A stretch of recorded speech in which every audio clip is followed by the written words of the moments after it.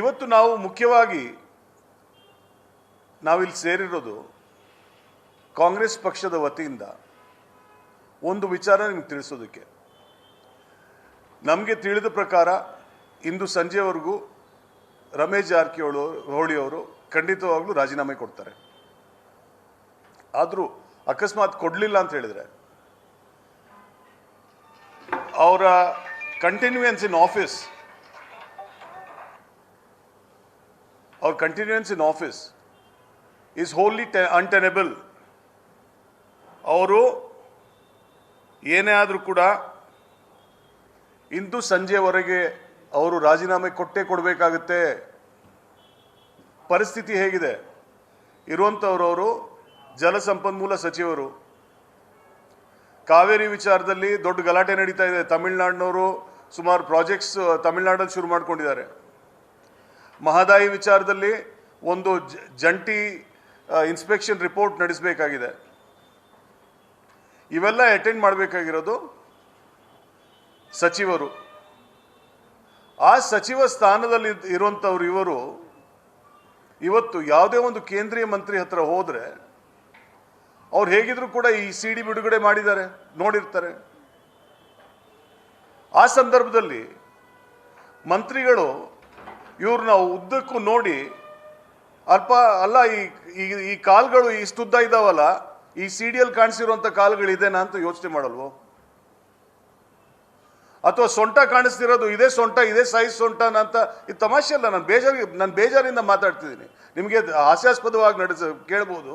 ನಾನು ತುಂಬ ಅತಿ ಬೇಜಾರದಿಂದ ನಾನು ಮಾತಾಡ್ತಿದ್ದೀನಿ. ಇದು ಇಂಥ ಒಂದು ಸನ್ನಿವೇಶದಲ್ಲಿ ಇಂಥ ಒಂದು CD ಬಿಡುಗಡೆ ಆಗಿರುವಾಗ ಯಾವ ಕೇಂದ್ರೀಯ ಮಂತ್ರಿ, ಯಾವ ಕೇಂದ್ರೀಯ ಸೆಕ್ರೆಟರಿ ಆಗಲಿ, ಯಾವ ಬೇರೆ ರಾಜ್ಯದ ಸೆಕ್ರೆಟರಿಗಳಾಗಲಿ ಇವ್ರನ್ನ ಸೀರಿಯಸ್ ಆಗಿ ತಗೊಳ್ತಾರೆ ಅಂತ ಹೇಳಿ? ಒಂದು ಕ್ಷಣ ಕೂಡ ಇವರು ಮಂತ್ರಿಯಾಗಿ ಉಳಿಬಾರ್ದು. ಉಳಿದ್ರೆ ರಾಜ್ಯಕ್ಕೆ ತುಂಬ ಹಾನಿ ಆಗುತ್ತೆ. ಈಗಾಗಲೇ ತುಂಬ ಹಾನಿಯಾಗಿದೆ. ಯಾಕೆಂತ ಹೇಳಿದ್ರೆ ಮಹದಾಯಿ ವಿಚಾರದಲ್ಲಿ 1 ವರ್ಷದ ಸಮಯ ಕೊಟ್ಟಿದೆ ಸುಪ್ರೀಂ ಕೋರ್ಟ್. ಅಂದರೆ 3 ತಿಂಗಳ ಟೈಮು. ಬಟ್ ಅವರು ರಿಟರ್ನ್ ಸ್ಟೇಟ್ಮೆಂಟ್ ಫೈಲ್ ಮಾಡೋಕ್ಕಾಗಲಿಲ್ಲ ನಮ್ಮ ವಕೀಲರ ತಂಡದ ಕಡೆಯಿಂದ. ಅಂಥ ಒಂದು ಪರಿಸ್ಥಿತಿಯಲ್ಲಿ ಇದ್ದಾಗ ಇವತ್ತು ಕಾನೂನು ತಂಡದ ಫಲಿ ನಾರಿಮನ್ ಆಗಲಿ ಬೇರೆಯವರಾಗಲಿ ಯಾರ ಜೊತೆನೂ ಮಾತುಕತೆನೇ ನಡೆಸಲಿಲ್ಲ. ಇಲ್ಲಾಂದ್ರೂ ಕೂಡ ಕಾನೂನು ಯಾವ ಸಮರ ನಾವು ಇಷ್ಟು ವರ್ಷ ನಾವು ಸಾರಿದ್ವಿ ಅದು ಭಾರಿ ಅಧೋಗತಿಯಲ್ಲಿದೆ. ಅದೆಲ್ಲ ಇಟ್ಕೊಂಡ್ರು ಕೂಡ ಇಂಥ ಒಂದು ಪರಿಸ್ಥಿತಿಯಲ್ಲಿ ಒಬ್ಬ ಜಲಸಂಪನ್ಮೂಲ ಸಚಿವರು ಯಾವ ಮುಖ ಇಟ್ಕೊಂಡು ಇವರು ಕೇಂದ್ರೀಯ ಮಂತ್ರಿಗಳ ಹತ್ರ ಹೋಗ್ತಾರೆ ಅಥವಾ ಕೇಂದ್ರೀಯ ಬೇರೆ ಸೆಕ್ರೆಟರೀಸ್ ಹತ್ರ ಹೋಗ್ತಾರೆ? ಅಥವಾ ಇವಾಗ ತಮಿಳುನಾಡು ಜೊತೆ ಮಾತುಕತೆ ನಡೆಯುತ್ತೆ ಅಂತ ಹೇಳಿದ್ರೆ ಯಾವ ಮುಖ ಇಟ್ಕೊಂಡು ಹೋಗ್ತಾರೆ? ಅದಕ್ಕೋಸ್ಕರ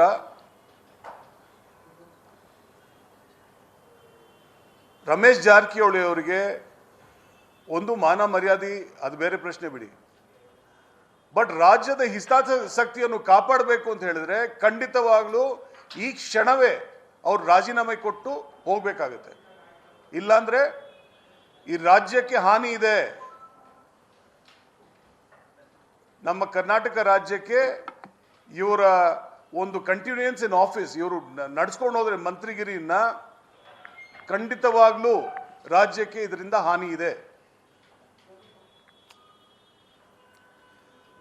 ದಿನೇಶ್ ಕಲ್ಲಹಳ್ಳಿ ಅವರಂತವರು ನಿನ್ನೆ ಹೋಗ್ಬಿಟ್ಟು ಒಂದು ಪೊಲೀಸ್ ಕಂಪ್ಲೇಂಟ್ ಕೊಟ್ಟಿದ್ದಾರೆ. ನಮ್ಮ ಸಂಕೇತ ಅವ್ರಿಗೂ ಚೆನ್ನಾಗಿ ಗೊತ್ತಿದೆ, ಅವರು ಕೂಡ ವಕೀಲರೇ. ಒಂದು ಕಾಸ್ ಆಫ್ ಆಕ್ಷನ್ ಬೇಕಾಗುತ್ತೆ ಪೊಲೀಸ್ನವ್ರಿಗೆ. ಕಾಸ್ ಆಫ್ ಆಕ್ಷನ್ ಏನು?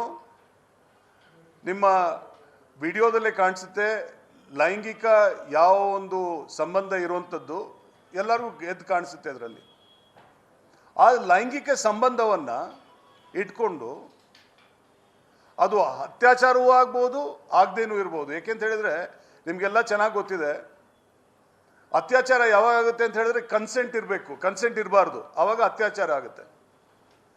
ಬಟ್ ಹೆಣ್ಮಕ್ಳು ಒಂದು ಸಂದರ್ಭಕ್ಕೆ ಕನ್ಸೆಂಟ್ ಕೊಟ್ಟು ಆ ಕನ್ಸೆಂಟ್ನ ವಿಡ್ರಾ ಮಾಡಿದ್ರೆ ಅದು ಅತ್ಯಾಚಾರ ಆಗುತ್ತೆ. ಉಸ್ಲಾಯಿಸಿದ್ರು ಅತ್ಯಾಚಾರ ಆಗುತ್ತದು. ಆಮಿಷ ಒಡ್ಡಿದ್ರು ಅತ್ಯಾಚಾರ ಆಗುತ್ತೆ. ಸೊ ಆ ಕಾರಣದಿಂದ ಇವತ್ತು ಕ್ಲಿಯರ್ ಆಗಿ ಎದ್ದು ಕಾಣಿಸುತ್ತೆ ಆ ಹೆಣ್ಮಗಳು ಯಾವ ಒಂದು ಕನ್ಸೆಂಟನ್ನು ಕೊಟ್ಟಿದ್ಲು, ಒಪ್ಪಿಗೆಯನ್ನು ಕೊಟ್ಟಿದ್ಲು, ಅದನ್ನ ವಾಪಸ್ ತಗೊಂಡಿದ್ದಾಳೆ. ವಂಚನೆಗೆ ಒಳಗಾಗಿದ್ದಾಳೆ ಅಂತ ಅವಳದೇ ಸ್ಟೇಟ್ಮೆಂಟ್ ಬಂದಿದೆ ಇವಾಗ. ಸೊ ಆ ಕಾರಣದಿಂದ ಇವಾಗ ನಮಗೆಲ್ಲ ಗೊತ್ತಿದ್ದ ಹಾಗೆ ಮೊದಲನೇದು ಗವರ್ಮೆಂಟ್ ಆಫೀಸಲ್ಲಿ ಇಂಥ ಒಂದು ಕೆಟ್ಟ ಕೃತ್ಯವನ್ನು ಮಾಡುವಂಥದ್ದು ಒಂದು. ಎರಡನೇದು, ಒಂದು ಹೆಣ್ಮಗಳಿಗೆ ಸುಳ್ಳು ಆಶ್ವಾಸನೆ ಕೊಡುವಂಥದ್ದು, ಅದನ್ನ ನಾನು ನಡೆಸ್ಕೋತೀನಿ ಅನ್ನೋಂಥ ಯಾವ ಒಂದು ಇಂಟ್ರೆಸ್ಟ್ ಕೂಡ ಇರೋದಿಲ್ಲ ಅಂತ ಒಂದು ಆಶ್ವಾಸನೆ ಕೊಡುವಂಥದ್ದು. ಮೂರನೇದು, ಅವಳ ಜೊತೆ ಲೈಂಗಿಕ ವ್ಯವಹಾರ ಇಟ್ಕೊಳ್ಳುವಂಥದ್ದು. ನಾಲ್ಕನೇದು, ಯಾವ ಒಂದು ಲೈಂಗಿಕ ವಿಚಾರದಲ್ಲಿ ನಾನು ಆಶ್ವಾಸನೆ ಕೊಟ್ಟಿರ್ತೇನೆ ಅದನ್ನ ನಡೆಸ್ಕೊಳ್ದೇ ಇರುವಂಥದ್ದು. ಐದನೇದು, ನೀವು ಓತ್ ಆಫ್ ಸೀಕ್ರೆಸಿ ತಗೊಂಡಿರ್ತೀರಾ ಮಂತ್ರಿಗಳಾಗಿ, ಕಾನ್ಸ್ಟಿಟ್ಯೂಷನಲ್ ಓತ್ ನೀವು ಮಂತ್ರಿಗಳಾದಾಗ, ಆ ಸಂದರ್ಭದಲ್ಲಿ ನೀವು ಯಾವ್ಯಾವ ವಿಚಾರವನ್ನ ನಾನು ಯಾರ್ಯಾರಿಗೂ ನಾವು ತಿಳಿಸೋಲ್ಲ, ಓತ್ ಆಫ್ ಸೀಕ್ರೆಸಿ, ಆ ವಿಚಾರ ಎಲ್ಲವನ್ನು ಬಿಟ್ಕೊಟ್ಟಿದ್ದಾರೆ ಹೆಣ್ಮಗಳಿಗೆ. ಅಬ್ಯೂಸ್ ಆಫ್ ಅಥಾರಿಟಿ, ಅವರ ಯಾವ ಒಂದು ಪೊಸಿಷನ್ ಇದೆ ಅದನ್ನ ಸಂಪೂರ್ಣವಾಗಿ ಅವರು ಅಬ್ಯೂಸ್ ಮಾಡ್ಕೊಂಡಿದ್ದಾರೆ. Misuse of power. ಸೊ ಈ ಕಾರಣಗಳಿಂದ ಖಂಡಿತವಾಗ್ಲೂ ಫೈಡಿಶ್ಯೂರಿ ರಿಲೇಶನ್ಶಿಪ್, ಡಾಮಿನೇಟಿಂಗ್ ಪೊಸಿಷನ್, ಒಬ್ಬ ವ್ಯಕ್ತಿ ಒಂದು ಮಂತ್ರಿ ಆಗಿರುವಂಥ ಸಂದರ್ಭದಲ್ಲಿ ಅವನು ಹೇಗೆ ನಡ್ಕೋಬೇಕು, ಒಂದು ಮಾನದಂಡ ಇದೆ. ಆ ಮಾನದಂಡಕ್ಕೆ ವಿರುದ್ಧವಾಗಿ ಇವತ್ತು ನಡೆಸ್ಕೊಂಡಿರುವಂಥದ್ದು. ಮತ್ತೆ ಯಾವ ಒಂದು ಡಾಮಿನೇಟಿಂಗ್ ಪವರ್ ಇರುತ್ತೆ, ಫೈಡ್ಯೂಷರಿ ರಿಲೇಶನ್ಶಿಪ್ ಇರುತ್ತೆ, ಅದನ್ನ ದುರುಪಯೋಗ ಪಡಿಸ್ಕೊಳ್ಳುವಂಥದ್ದು, ಅದು ನಿಮಗೆಲ್ಲರಿಗೂ ಎದ್ದು ಕಾಣಿಸುತ್ತೆ. ಈ ಕಾರಣಗಳಿಂದ ಸುಮಾರು 8 ಕಾರಣಗಳು ನಾನು ಕೊಟ್ಟಿದ್ದೀನಿ ಇವತ್ತು. ನೀವು ನೈತಿಕತೆ ಬಿಡಿ, ಯಾಕೆಂತ ಹೇಳಿದ್ರೆ ಇವತ್ತು ನಾವು ಮಾತಾಡಿದಾಗೆ ಅರವಿಂದ್ ಲಿಂಬಾವಳಿನ ಕೂಡ ಸೇರಿಸ್ಕೊಂಡಿದ್ದಾರೆ. ಅದು ಯಾವ ಕ್ರಮ, ಆ ಹಳೆ ಸಿಡಿ ಬಗ್ಗೆ ಯಾವ ಕ್ರಮ ಕೈಗೊಂಡಿದ್ದಾರೆ ಅನ್ನೋದನ್ನ ಇದುವರೆಗೂ ಅವ್ರು ಬಿಡುಗಡೆ ಮಾಡಲಿಲ್ಲ. ಇವತ್ತು ಸವದಿ ಅವ್ರನ್ನ ಉಪಮುಖ್ಯಮಂತ್ರಿ ಮಾಡಿದ್ದಾರೆ. ಅವ್ರ MLA ಗೆದ್ದಿರಲಿಲ್ಲ, ಅವ್ರನ್ನ MLC ಮಾಡಿಬಿಟ್ಟು ಅವ್ರನ್ನ ಉಪಮುಖ್ಯಮಂತ್ರಿ ಮಾಡಿದ್ದಾರೆ. ಜೊತೆಗೆ ರಘುಪತಿ ಭಟ್ ಆಗಲಿ ಅಥವಾ ಹಾಲಪ್ಪ ಅವರಾಗಲಿ, ಅಥವಾ ಹಾಲಪ್ಪ ಅವ್ರ ಬಗ್ಗೆ ಏನೋ ಒಂದು ಅಕ್ವಿಟಲ್ ಏನೋ ಆಗಿದೆ ಅಂತೆ, ಅದ್ರ ಬಗ್ಗೆ ನಾನು ಹೇಳಕ್ ಹೋಗಲ್ಲ. ಬಟ್ ಕೃಷ್ಣ ಪಾಲೆಮಾರ್ ಆಗಲಿ, CC ಪಾಟೀಲ್ ಆಗಲಿ, ಇವ್ರು ಎಲ್ಲರ ಮೇಲೆ ಇಂಥ ವಿಚಾರಗಳಿದ್ದಾಗ, ಸೊ ಈ ಸಂದರ್ಭದಲ್ಲಿ ಇವತ್ತು BJP ರಾಜ್ಯ ಸರ್ಕಾರ ಎಚ್ಚೆತ್ಕೊಂಡು ಖಂಡಿತವಾಗ್ಲೂ ಅಕಸ್ಮಾತ್ ರಮೇಶ್ ಜಾರಕಿಹೊಳಿ ಇವತ್ತು ರಾಜೀನಾಮೆ ಕೊಡಲಿಲ್ಲ ಅಂತ ಹೇಳಿದ್ರೆ ಅವ್ರನ್ನ ಖಂಡಿತವಾಗ್ಲೂ ಡಿಸ್ಮಿಸ್ ಮಾಡಿ ಮಂತ್ರಿಮಂಡಲದಿಂದ ಕೈ ಬಿಡಬೇಕಾಗುತ್ತೆ. ಇನ್ನೊಂದು ವಿಚಾರ, ಇದನ್ನ ನಾನು ಸ್ವಲ್ಪ ಇಂಗ್ಲಿಷಲ್ಲಿ ಹೇಳ್ತೀನಿ.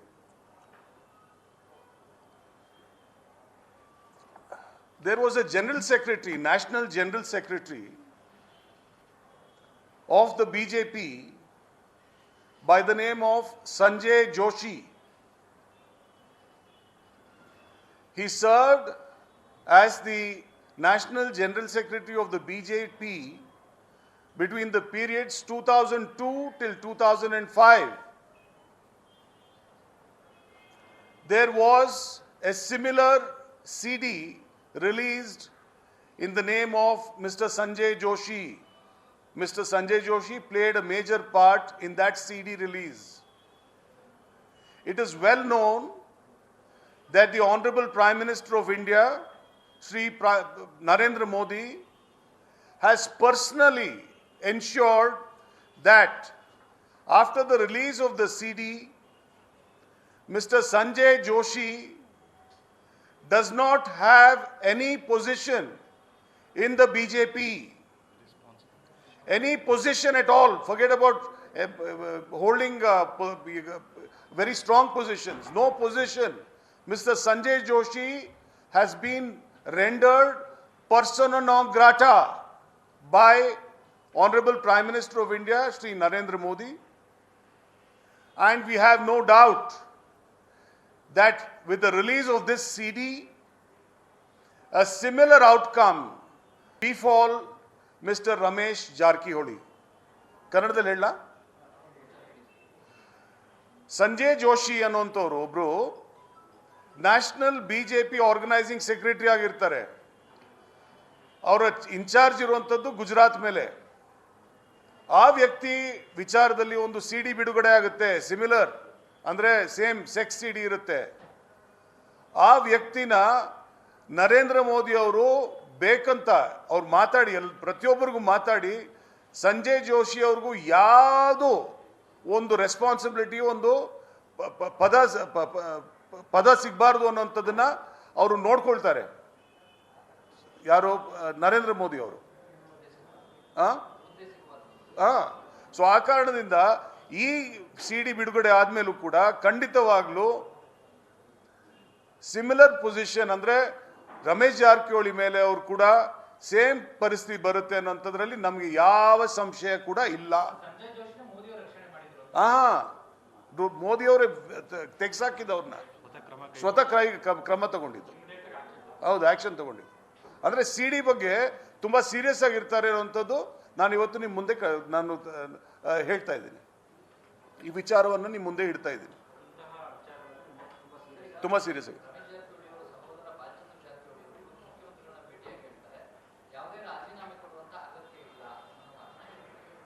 ಸರ್, ಇವಾಗ ಒಂದು ವಿಚಾರ ತಿಳ್ಕೊಬೇಕಾಗುತ್ತೆ. ಅವರು ಪರ್ಸನಲ್ ವಿಚಾರ ಏನೇ ಇರಲಿ, ಇವತ್ತು ಅವ್ರ ವಕೀಲರು ಮಾತಾಡ್ತಾರೆ, ಬೇರೆ ವಿಚಾರ ಹೇಳ್ತಾರೆ, ಅದೆಲ್ಲ ಸರಿ ಸರ್. ಬಟ್ ನಾವಿವಾಗ ರಾಜ್ಯದ ಜನ ನೋಡ್ತಾ ಇದ್ದೀವಿ. ರಾಜ್ಯದಲ್ಲಿ 6 ಕೋಟಿ ಜನ ನೋಡ್ತಾ ಇದ್ದೀವಿ. ಇವತ್ತು ಈ ಅವರು ರಾಜೀನಾಮೆ ಕೊಟ್ಟು ಇದಕ್ಕೆ ಅಲ್ವಿದಾ ಅಂತ ಹೇಳಬೇಕು, ಮತ್ತೆ ಈ ಕೇಸ್ ಯಾವುದಿದೆ ಅದನ್ನ ಮುಗಿಸ್ಬೇಕು. ಇಲ್ಲಾಂದ್ರೆ ನೀವು ಸಂಜೆ ಹೊತ್ತಿಗೆ ಟಿವಿಗಳನ್ನ ನೋಡೋದನ್ನ ನೀವು 18 ವಯಸ್ಸು ಮೇಲೆ ನೋಡಿ ಅಂತ ನಾವು ಇದು ಮಾಡ್ಕೋಬೇಕಾಗುತ್ತೆ. ಇಲ್ಲಾಂದ್ರೆ ಅದು ಹೇಗೆ ನಡೆಯುತ್ತೆ? ನೀವು ಒನ್ ಹ್ಯಾಂಡ್ ಇಂಥ ನೀವು ಸಿಡಿಗಳು ಬಿಡುಗಡೆ ಮಾಡ್ಕೊಳ್ಳೋವಂಥದ್ದು, ಪ್ರತಿ ಮಕ್ಕಳು ಹೋಗಿ ನೋಡೋವಂಥದ್ದು, ಇದು ಜೊತೆಗೆ ನೀವು ಇದನ್ನ ಇಲ್ಲ ನಾವು ರಾಜೀನಾಮೆ ಕೊಡಲ್ಲ, ಇದು ನಡ್ಸ್ಕೊಂಡು ಹೋಗ್ತೀವಿ, ಮತ್ತೆ ಟಿವಿ ಚಾನೆಲ್ಗಳು ತೋರಿಸ್ತಾನೆ ಇರ್ತಾರೆ. ಟಿವಿ ಚಾನೆಲ್ಗಳು ತೋರಿಸ್ತಿದ್ದಾಗ ಮತ್ತೆ ಇಲ್ಲಾಂದ್ರೆ ಎಲ್ಲಾದ್ರೂ 18 ಇಯರ್ಸ್ ಅಂಡ್ ಎಬವ್ ಅಂತ ಮಾಡ್ಬಿಡಿ ನೀವು ಟಿವಿ ಚಾನೆಲ್ಗಳನ್ನ. ಅಥವಾ ರಾಜ್ಯ ಸರ್ಕಾರಕ್ಕೆ ಯಾವ ಕಡೆಯಿಂದ ತೊಂದರೆ ಆಗ್ತಾ ಇದೆ ಅಲ್ಲ, ರಾಜಕೀಯ ಉದ್ದೇಶ ಇದ್ರೂ ಕೂಡ ಇವಾಗ ಸಂಜಯ್ ಜೋಶಿ ವಿಚಾರದಲ್ಲಿ ರಾಜಕೀಯ ಉದ್ದೇಶ ಇತ್ತು ಅಂತ ತುಂಬಾ ಜನ ಹೇಳ್ತಾರೆ. ನರೇಂದ್ರ ಮೋದಿ ಅವರು ಈ CD ಬಿಡುಗಡೆ ಮಾಡಿಸಿದ್ದು ಅಂತ.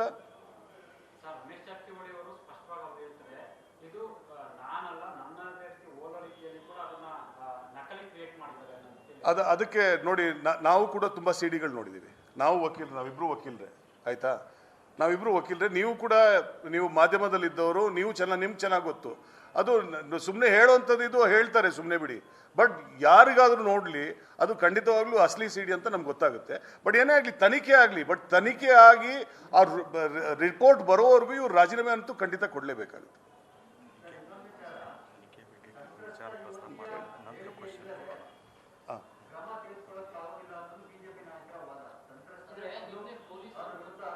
ಸರ್ ಆಗಿಲ್ಲ ನೋಡಿ, ಕಾಸ್ ಆಫ್ ಆಕ್ಷನ್ ಬೇಕಾಗುತ್ತೆ. ಪೊಲೀಸ್ನವ್ರಿಗೆ ಒಂದು ಕಾಸ್ ಆಫ್ ಆಕ್ಷನ್ ಅಂತ ಬೇಕಾಗುತ್ತೆ. ಕಾಸ್ ಆಫ್ ಆಕ್ಷನ್ ಇಸ್ ದೇರ್. ಇವತ್ತು ಸಂತ್ರಸ್ತೆ ಬಂದ್ರೋ ಬಿಟ್ರೋ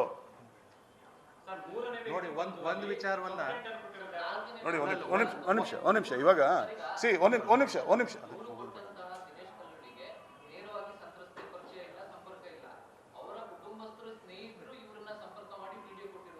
ನೋಡಿ, ಒಂದ್ ನಿಮಿಷ ನೋಡಿ, ಅದೆಲ್ಲ these are all legal issues ಅಲ್ವಾ? ಲೀಗಲ್ ಇಶ್ಯೂಸ್ ಬೇಡ. ಇವಾಗ ನೋಡಿ, 6 ಕೋಟಿ ಜನ ಇದನ್ನ ನೋಡಿದ್ದಾರೆ, ಆಯ್ತಾ? ಇವ್ರು ಏನಿದ್ರು ಕೂಡ ಇವ್ರು ಮಂತ್ರಿಗಳಾಗಿದ್ದಾರೆ. 6 ಕೋಟಿ ಜನರನ್ನು ಕೂಡ ಇವ್ರು ಪ್ರತಿನಿಧಿಸ್ತಾರ, ಆಯ್ತಾ? ಈ ವಿಡಿಯೋಗಳನ್ನ ಅವ್ರು ನೋಡಿದ್ದಾರೆ, ಪ್ರತಿಯೊಬ್ರು ನೋಡಿದ್ದಾರೆ ಇದನ್ನ. It's a fait accompli sir. ಇನ್ನು ಅವ್ರು ಕಂಟಿನ್ಯೂ ಮಾಡಕ್ ಸಾಧ್ಯನೇ ಇಲ್ಲ ಅನ್ಲೆಸ್ ಕ್ಲೀನ್ ಚಿಟ್ ಸಿಕ್ಕಿದ್ರೆ, ಕೋರ್ಟ್ ಮೂಲಕ ಕ್ಲೀನ್ ಚಿಟ್ ಸಿಕ್ಕಿದ್ರೆ ಅವಾಗ ಬರ್ಬೋದು ಹೊರತು ಇದು ಕಂಟಿನ್ಯೂಯನ್ಸ್ ಇನ್ ಆಫೀಸ್ಗೆ ಇಟ್ಸ್ ಟೋಟಲಿ ಅನ್ವಾರಂಟೆಡ್, ಟೋಟಲಿ ಅನ್ಟೆನೆಬಲ್.